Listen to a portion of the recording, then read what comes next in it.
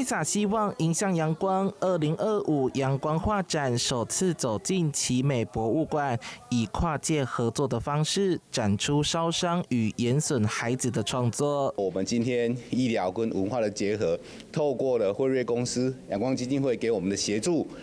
那我想這是一個非常棒的事情。我相信這個對於孩子們是一個非常大的鼓勵，也許是他這輩子最美麗的回憶。不只是個藝術的展覽，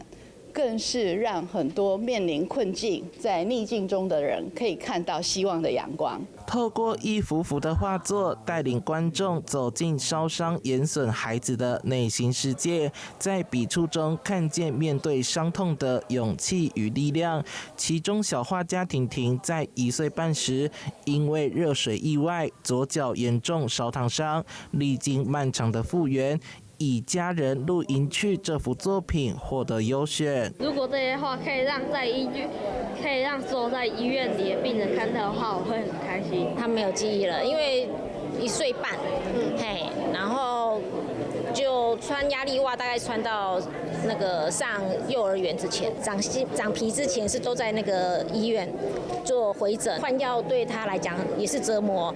那個紗布每次要換藥的時候，紗布又粘到新長的皮膚，然後一扯，如果流血，等於又重來。另一位小畫家樂樂則是罹患血管瘤，曾經因為外界異樣眼光充滿恐懼，透過家人支持找回自信。他也以我最愛的家人表達感謝。全台11家醫院更共同響應，推出線上策展，讓民眾能隨時隨地欣賞作品，感受藝術療癒的溫度。